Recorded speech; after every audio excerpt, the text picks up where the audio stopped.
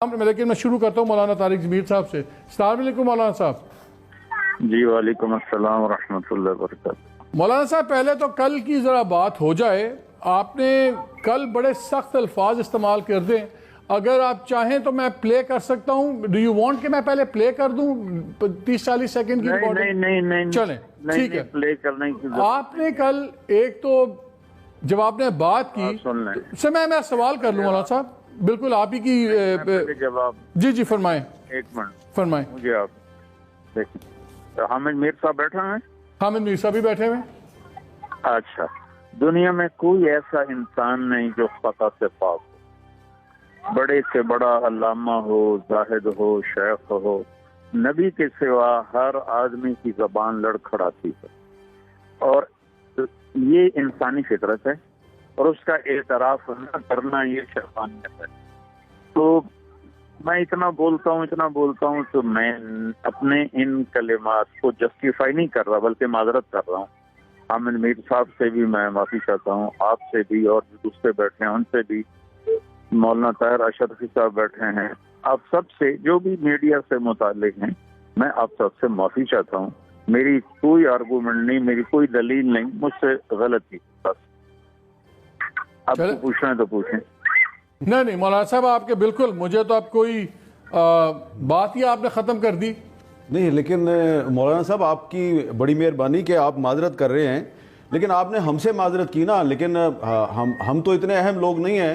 आपने कहा कि पूरी कौम जो है वो झूठ बोलती है, झूठे लोग हैं, और मीडिया पे एक मालिक जो है एक टीवी चैनल का, उसने कहा कि अगर मैंने झूठ ख़त्म कर दिया तो फिर मीडिया ही ख़त्म हो जाएगा। तो ये आपको, अगर आप सच की बात करते हैं कि सच बोलना चाहिए, तो उस बंदे का नाम बताएं ताकि पूरी दुनिया को पता चले।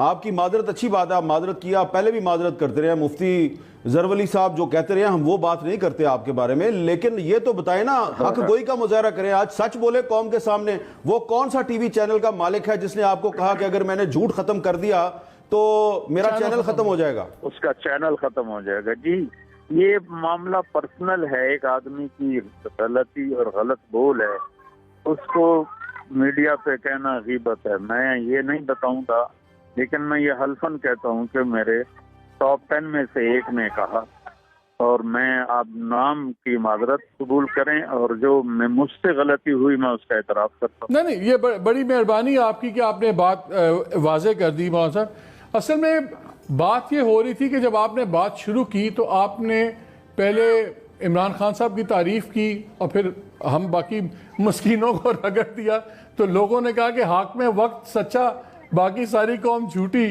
तो वो उस पर फिर बहुत ज़्यादा उस पर रिएक्शन आया। और आपको पता है जितना मीडिया है या मीडिया के लोगों ने शहादतें दी हुई हैं, 100 से ज़्यादा लोग शहीद हुए हैं पाकिस्तान में सिर्फ सच के लिए। और हम भाई मालिक, मैं तो पहले ही एतराफ कर चुका हूँ, अब आप इसको क्यों दो? नहीं बहुत मेहरबानी, हम आपकी इस बात की बहुत कदर कर रहे हैं। एक बात मैं कहूँगा, हामिद मीर साहब का क्लिप सुना था, तो उस वक्त से मैंने इनका नंबर ढूंढना शुरू किया, फिर मिला, फिर मैंने कोई 10 कॉल की, लेकिन ये मसरूफ थे तो ये कॉल ले नहीं सके। मैंने कामरान शाहिद को भी डायरेक्ट फोन करके माजरत की है, माफी मांगी है। जावेद चौधरी को कल ही मैंने माजरत कर दी थी, और जो भाई हामिद साहब शुक्र है बैठे हुए हैं, इनसे भी और आपसे भी और जितने भी हैं सबसे मैं एतराफ करता हूँ। एतराफ के बाद मतलब ये होता है कि मेरा सरेंडर है, मैं अपनी उस चीज की कोई दलील नहीं पेश कर रहा हूँ। चलो अच्छा, एक ख्वातीन का मौलाना साहब बड़ा रिएक्शन आ रहा है, आपने ट्विटर पे भी देखा होगा, हमारे भी बहुत लोगों ने फ़ोन किए। उन्होंने कहा कि मौलाना साहब की बात से ऐसे तासुर मिलता है जैसे पाकिस्तान में बेहयाई शायद हद से ज़्यादा बढ़ गई है। उन्होंने कहा यहाँ एक दिन जो हमारे उलमा हजरात हैं वो कहते हैं इस्लाम का किला है, अगले दिन वो कौम लूत से मिला देते हैं। और कौन सी ऐसी बेहयाई है जो इतनी ज़्यादा फैल गई है कि पूरी कौम उसके गुनाह उठा रही है? तो ख्वातीन का ये सवाल है, मैंने कहा वो भी आपसे लगे हाथ तो पूछ ही लें। ये तो आपका मीडिया खुद बताएगा कि इश्तिहारों में हमारी बच्चियों के लिबास कैसे होते हैं। ये मुझसे क्या पूछते हैं आप? कुछ आप भी तस्लीम करें ना। نہیں مجھے اگر وہ تو جو ایڈورٹائزنگ کمپنیز ہیں یا اشتہار ہیں، لیکن کوئی خاص آپ بتا سکتے ہیں کون سا ایسا اشتہار ہے جو بیہودہ کپڑوں کے ساتھ ہو؟ میں بتا دیتا ہوں، میں سیریسلی جاننا چاہ رہا ہوں کوئی ایسا۔ مولانا صاحب کیا آپ کے خیال میں کچھ شوبز یعنی کہ فلم انڈسٹری کی خواتین جن کو آپ نے بہنیں اور بیٹیاں بنایا ہوا ہے، کیا وہ نہیں بے حیائی پھیلا رہی ہیں اور ان پر آپ کے کلمات کا، آپ کی تعلیمات کا اثر کیوں نہیں ہوتا؟ اثر تو اللہ ڈالتا ہے، انبیاء کے ہاتھ میں بھی نہیں ہے تو اثر تو اللہ ڈالتا ہے۔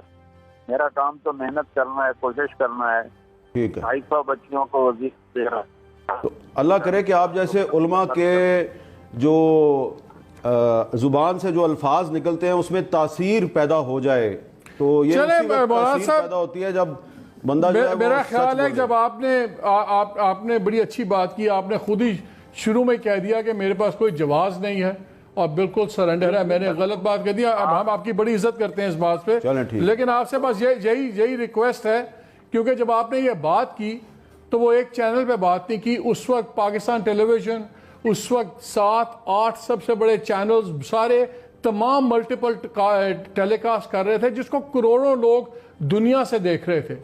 آج جو آپ نے میرے سے بات کی، آپ نے جاوید چودھری یا کامران سے بات کی، یہ بڑے ایک لمیٹڈ سرکل تھا۔ وی ہوپ کہ آپ کے جب دوسرے بھی آپ کے ایونیوز ہوں گے، آپ مہربانی سے وہاں پہ بات کلیئر کریں گے، کیونکہ صحافت بھی پاکستان میں ایک فیوریٹ بن گئی ہے، ہر کوئی اس کو رگڑ دیتا ہے۔ جتنی آج سچائی ہے، ہم نے کبھی نہیں دیکھا کسی مولوی اور عالموں کو کسی بڑے سیٹ پہ بات کرتے ہوئے، کسی ویسٹڈ گروپ پہ، یا کبھی ڈیموکریسی اور ڈکٹیٹرشپ کی جنگ ہو۔ صحافی ہی جان اس ملک میں کھو رہے ہیں، اور یہ بڑے بڑے اسکینڈل جس کے خاموشی کے کروڑوں مل سکتے ہیں، وہ ننگے کر کے سامنے ساری زندگی کی دشمنیاں پالتے ہیں۔ تو ہمیں مدد چاہیے آپ جیسے لوگوں کی۔ بھائی مالک آپ کیوں بات لمبی کر رہے ہیں؟ جب میں سرنڈر کر لیا، اپنا اعتراف کر لیا، آپ دلیلیں مجھے نہیں، میں چاہ رہا ہوں آئندہ ہمارے ساتھ کھڑے ہوں۔ ہم آپ سے ہماری آپ سے جنگ نہیں ہے مولانا صاحب، آپ کی آواز ہے، کروڑوں آپ کے چاہنے والے ہیں۔ میں چاہتا ہوں کہ آپ جیسے جو لوگ ہیں وہ ہمارے ساتھ کھڑے ہوں، لوگوں کو سمجھائیں۔ ہمیں آپ سے کوئی لڑائی نہیں ہے ہماری۔ میں کھڑا ہوں، آپ کے ساتھ کھڑا ہوں تو مالک بھائی، میں بندہ ناچیز ہوں، خطا کا پتلا ہوں، مجھ سے خطا ہوئی، میں بالکل اعتراف کرتا ہوں۔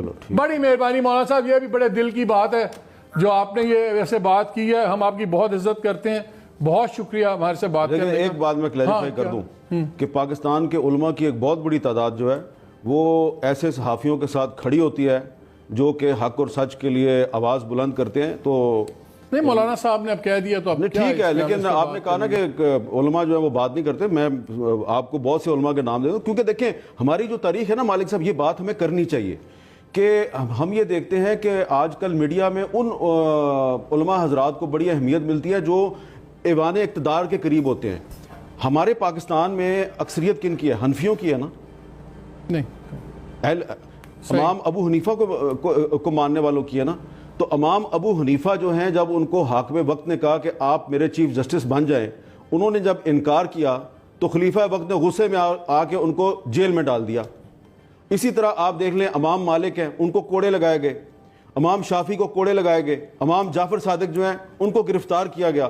ہم جن علماء کو ماننے والے ہیں، جن مجتہدین کو ماننے والے ہیں، وہ حاکم وقت بادشاہوں حکمرانوں کے سامنے وہ سیسا پلائی ہوئی دیوار بن جاتے تھے، وہ ان کے پاس جا کے دربار میں جا کے حاضریاں نہیں دیتے تھے، نہ ہی سلام کرتے تھے۔ مولانا صاحب آخری بات آپ کا فائدہ اٹھا لیں، میری غامدی صاحب سے بات ہو رہی تھی تو انہوں نے کہا کہ جو تراویح ہے حقیقتاً اگر آپ گھر میں پڑھیں تو اس کا زیادہ ثواب ہے، اور یہ مسجد کے لیے نہیں، یہ گھر ہی کی عبادت ہے در حقیقت۔ یہ تو اب ڈاکٹرز بتائیں گے کہ مسجد میں جانے کے حالات ہیں یا نہیں ہیں، یا جو بڑے فتوے والے حضرات ہیں وہ بتائیں گے۔ نہیں، میں اس کا مذہبی طور پہ کہہ رہا ہوں۔ غامدی صاحب نے کہا ہے کہ اس کی فضیلت زیادہ ہے، اور یہ عبادت در حقیقت گھر کی عبادت ہے۔ اسی لیے رسول پاک نے بھی اس کو گھر میں ہی کیا، اور پھر انہوں نے پوری اس کی وجہ بتائی کس طرح 3 دفعہ وہاں پہ مسجد نبی میں ہوئے، وہ وہیں پہ اپنی تہجد وغیرہ کی. میری اس میں اپنی ذاتی کوئی رائے نہیں ہے، جیسے ہمارے یہاں کے بڑے علماء رائے دیں بس تو ٹھیک ہے، یا ڈاکٹر جو کہیں گے وہ ٹھیک ہے بس. مولانا صاحب بہت شکریہ، ونس اگین بہت شکریہ آپ کا، آپ نے وقت نکالا اور ایک سخت موضوع پہ ہمارے سے بات کی، بہت شکریہ آپ کا. ہمارے ساتھ گفتگو میں شامل ہیں مظہر عباس بھی.